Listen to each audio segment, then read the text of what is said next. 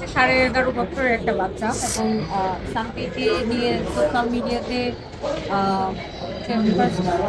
তার বাবা হচ্ছে শুরু করে এবং তার বাবার সাথে আরেকটা ভুয়া সাংবাদিক, আপনারা হয়তো জেনে থাকেন ইতিমধ্যে সে জেলে আছে, আমার করা মামলা।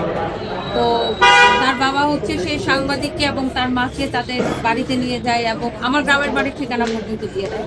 তো যাই হোক, তারা সবাই মিলে সোশ্যাল মিডিয়াতে আমার বাচ্চাকে নিয়ে নানা রকম ভিডিও, তারপর এটা এক পর্যায়ে এটা বুলিং এবং ট্রলিং শুরু হয়ে যায়। তো আমার বাচ্চা যেহেতু 11.5 বছর বয়স এবং তার এখন ফুর্তি বয়স এবং সে মানসিক ট্রমার মধ্যে পড়ে যায় এবং যেটা কিনা সে স্কুলে যায় এবং বিভিন্ন রকমের বুলিংয়ের শিকার বা জবাবদিহিতার মধ্যে তাকে আসতে হয়। তো সেইটা নিয়ে ট্রমার মধ্যে চলে যায় এবং বাচ্চার সুরক্ষার জন্য আমি হচ্ছে মহামান্য আদালতের দ্বারস্থ হই এবং আজকের এই অর্ডারটা আমার কাছে মনে হয় যে একটা দৃষ্টান্ত তৈরি হবে যে বাচ্চাদের নিয়ে সোশ্যাল মিডিয়াতে, শুধু আমার বাচ্চা না, অনেক বাচ্চাকে নিয়ে সোশ্যাল মিডিয়াতে যে মানে বুলিংগুলো হয়, আমার কাছে মনে হয় এগুলো বন্ধ হওয়া উচিত।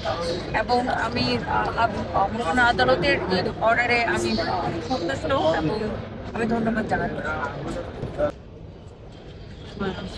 আচ্ছা, আমি একটু বলতে চাচ্ছি যে ডিজিটাল যুগে সোশ্যাল মিডিয়া কিন্তু আমাদের লাইফের একটি গুরুত্বপূর্ণ অংশ। তো এই আমরা কিন্তু দিনের ম্যাক্সিমাম টাইম এই সোশ্যাল মিডিয়ায় পার করে থাকি।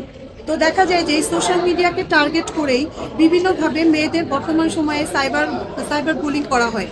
মেয়েদের ছবিগুলো, অডিও ভিডিওগুলো অশ্লীলভাবে প্রেজেন্ট করা হয়, যেটা আমার ক্লায়েন্টের ক্ষেত্রেও হয়েছে।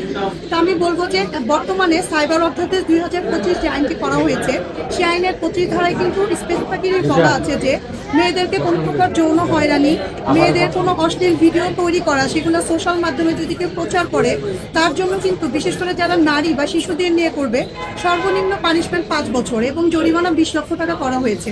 তো আমি বলবো যে আমাদের এই সাইবার বুলিংটা মেয়েদের জন্য এটা প্রতিরোধ করতে নারীদেরকে এগিয়ে আসতে হবে, নারীদের কণ্ঠস্বরকে এগিয়ে নিতে হবে এবং আমাদেরকে আরো সোচ্চার সচেতন হতে হবে।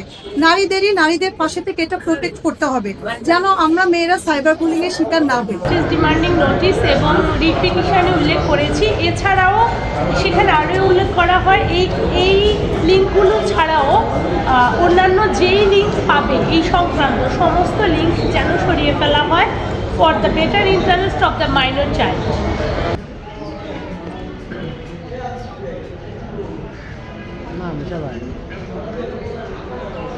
ওই যে ওইটা ই করেন, রাইনা নেন মাঝখানে। না না, তোর জন্য অপেক্ষা করতেছি বন্ধু, দাদিনি দাদি বের কর ওই যে ওটা মাঝখানে আনছে তোমার জন্য দেরি করতেছি আমার। হ্যাঁ আসলে বিশেষ করে